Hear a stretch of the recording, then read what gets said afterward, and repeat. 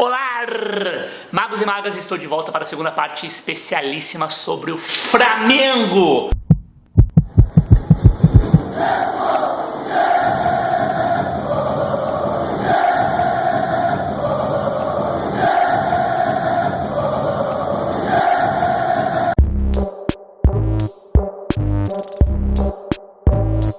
No vídeo passado eu falei sobre essa camisa aqui, o design que está por detrás dela, mas hoje nós vamos falar de um tema muito profundo, muito importante e que eu tenho batido na tecla todas as vezes que eu vou falar sobre design dentro do esporte. Bom, mas como é que nasce um projeto desse? Como é que esse projeto se desenvolve? Todas essas nuances que estão por detrás de uma mudança tão importante e tão sensível em se tratando de um clube de futebol. Bom, o projeto inteiro foi constituído sob a liderança e a batuta do designer Fábio Lopes. Esse caboclo aqui, que a gente tem uma certa amizade, ele mora no Rio de Janeiro, é flamenguista, obviamente, então isso já facilitou muito o entendimento que ele tinha da instituição, do que é a sua cultura, o seu heritage, com o seu zeitgeist, e pôde traduzir visualmente essa contemporaneidade que a marca Flamengo, que o patrimônio visual Flamengo exige. E tudo começou de uma maneira meio que espontânea. O Fábio, que também dá aula de design, teve um aluno chamado Eduardo Franco, é designer do Flamengo, e usou uma família tipográfica que o Fábio havia criado para um projeto especial para o Rio de Janeiro. Isso chamou a atenção do Fábio e entrou em contato e falou assim: pô, Edu, me passa aí, por favor, alguns elementos que vocês estão usando como itens de identidade de marca, o manual de marca que vocês utilizam para fazer as comunicações não verbais do clube, a comunicação visual, para eu poder dar uma analisada. E o Eduardo passou, e o Fábio percebeu que uma suspeita que ele tinha, até pelo apuro visual, a gente fica procurando pelo em ovo, o designer fica sempre tentando achar alguma incongruência, alguma inconsistência. Ele percebeu que desde os anos 80, que esse monograma aqui, que foi estabelecido como o escudo oficial do time Flamengo, ele sofria alterações sem muito critério, sem muito processo técnico. Era feito muito que a revelia do clube pelos fornecedores de materiais esportivos que, ao entrarem no clube e começarem a fornecer, precisavam desses arquivos. Então teve todo um processo de digitalização, de transformação desses arquivos para o que a gente tem hoje em dia. E aí ele conseguiu, fazendo essa pesquisa, perceber muitos problemas de ordem técnica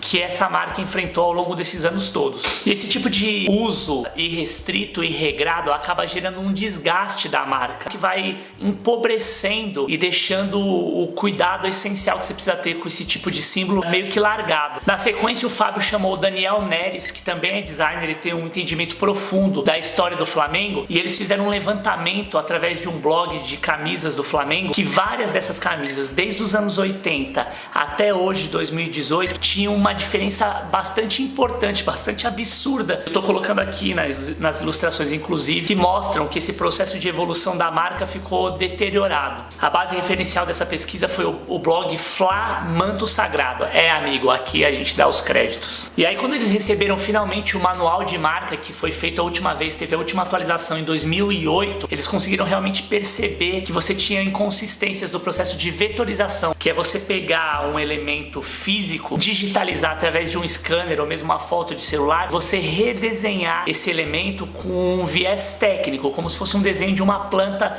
arquitetônica, por exemplo. Então esse monograma do Flamengo, da sua base original, do seu desenho original feito à mão ou em caneta nanquim, ou enfim, desde os primórdios, ele tem que ser digitalizado, adaptado para um ambiente digital, para que a sua reproducibilidade, que a sua forma de reprodução possa funcionar tanto na aplicação de um uniforme como esse que eu estou usando aqui, até na micro aplicação de um ícone de celular, por exemplo, no Instagram. Nesse mesmo período, olha como que a coisa, quando tem que acontecer, tem que rolar, você tem uma convergência de fatores importantes. O Antônio Tabet, o Kibiloco, ele mesmo, do Porta dos Fundos, esse Caldeirão do Hulk, um cara que trabalha com a internet, era VP de comunicação do Flamengo no período, pediu pro Eduardo, o designer, aluno do Fábio, que fizesse uma pesquisa sobre as mudanças recentes ocorridas nos clubes ao redor do mundo. Eu já falei sobre isso aqui também. Já falei sobre a Juventus, sobre o Manchester City, sobre o Atlético de Madrid, que reformularam as suas identidades visuais. E o Tabet pediu para o Eduardo, o designer da época, fazer uma pesquisa, um levantamento para ele poder apresentar no conselho, porque ele entendia que o Flamengo precisava desse tipo de mudança. Bom, beleza, eles conseguiram viabilizar essa história toda,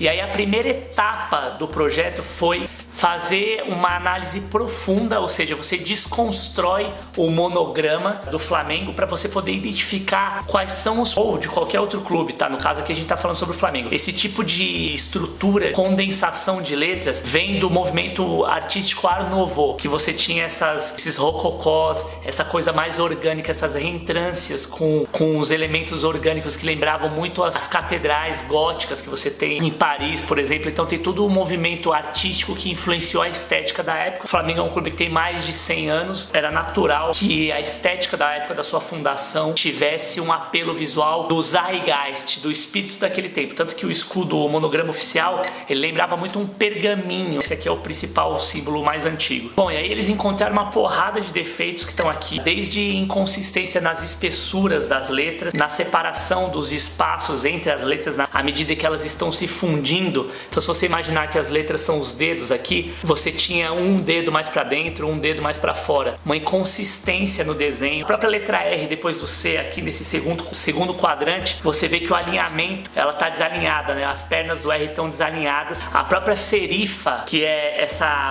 esse desenho, esse acabamento da perninha, vamos chamar assim, do R, você vê que as hastes não obedecem o mesmo critério. Não é uniforme, é desinforme, ele não tem uma uniformidade no desenho. É um desenho feito meio que ali a moda qualquer coisa. Enfim, a perna do R em relação ao F, no alinhamento do topo do F, da metade do F, e o encontro de equilíbrio que deveria existir entre essa parte aqui que foi corrigida e o topo aqui do F, esse eixo que você tem aqui, uma linha invisível, eu tô colocando a arte aqui original para você poder entender com mais calma, você não tinha. Então a perna parecia que era uma perna meio que capenga, como se a perna não chegasse até o final. Beleza, aí os caras conseguiram resolver esse problema. Então tem todo esse estudo de variação cromática para você poder ver quais são os usos de cores que são possíveis de serem trabalhados, e obviamente o encaixe desse monograma no escudo de esportes terrestres, que é aquele escudo que o Flamengo também usou durante muito tempo, que tem o monograma CRF. Eles fizeram também o ajuste de posicionamento dentro do bloco que o Flamengo usa para basquete, vôlei, os esportes não náuticos. E olha o nível de detalhe que os caras conseguiram se aprofundar. Se você reparar o escudo que era usado até o tempo atrás, ele tem um outline, uma linha de contorno preta que na faixa superior que o escudo tem,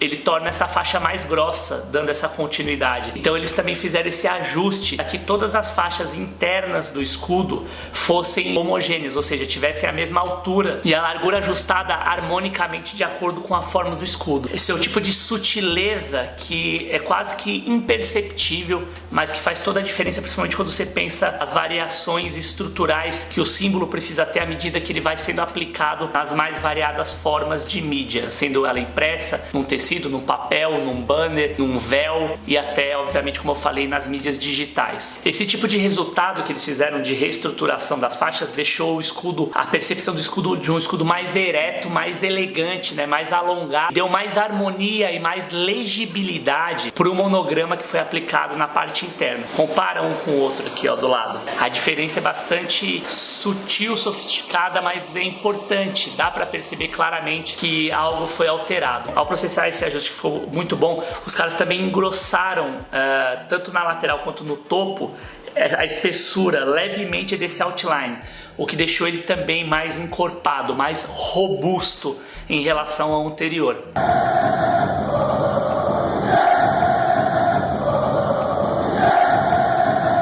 E aí vem a parte assim que eu acho uma das partes mais fodas de todo esse processo, que foi o redesign do escudo de esportes aquáticos, um dos símbolos mais tradicionais da história do Flamengo, aliás, o símbolo hereditário, o símbolo principal, é um dos elementos mais tradicionais que estão associados às origens do clube de regatas do Flamengo. Esse processo que foi feito foi muito bacana, que é o processo de isolamento dos elementos que compõem o escudo. Então você pega o escudo que está aqui inteiro e quebra ele, o fundo, aí você tira os remos, você tira as letras, você tira a âncora e separa todos esses elementos e analisa cada um desses elementos individualmente, de forma a você conseguir identificar erros, até incongruências do ponto de vista de escala, proporcionalidade entre você usar, por exemplo, as pás do remo que estavam com um desenho mais antigo, mais antiquado, que poderiam ser alteradas e deixar o desenho mais limpo, mais clean e mais harmonizado, com uma gestalt, que é a maneira como o cérebro percebe a forma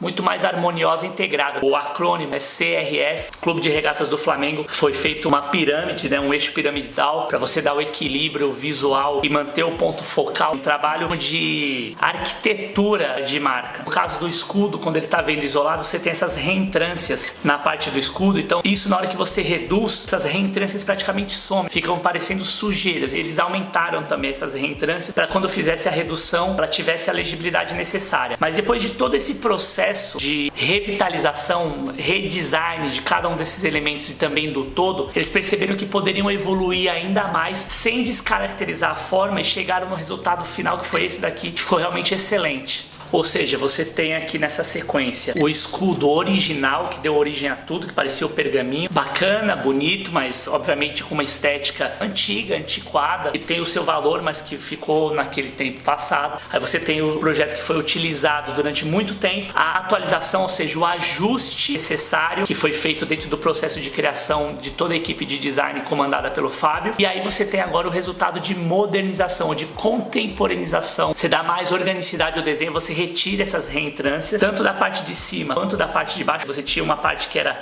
côncava e outra convexa, então você tira essa forma, você deixa ela estilizada, remete de certa forma e integra de uma maneira mais homogênea com o que é o desenho do escudo de esportes terrestres. E você vendo toda a sequência de itens de identidade visual do Flamengo, você consegue ter um bloco mais homogêneo, mais consistente. Olha a primazia, o cuidado desse trabalho e o tempo que é necessário para você conseguir desenvolver isso. E aí, obviamente, se os caras conseguiram fazer essa modernização, esse ajuste importante pro símbolo principal da identidade Flamengo, que é o escudo dos esportes aquáticos, nada mais justo e mais óbvio do que você fazer esse ajuste também no monograma, no símbolo principal da entidade, quando ele está estampado no pavilhão, quando ele está estampado na camisa, e é o símbolo que vai aparecer sempre que o Flamengo enfrentar algum clube, uma TV aberta, uma TV fechada, o CRF versus o escudo do adversário. E aí é que tá, esse é um trabalho também bastante difícil, bastante meticuloso, porque você precisa manter a essência, a tradição, a força que esse símbolo de mais de 100 anos tem no consciente, no inconsciente coletivo de todo mundo, principalmente dos não torcedores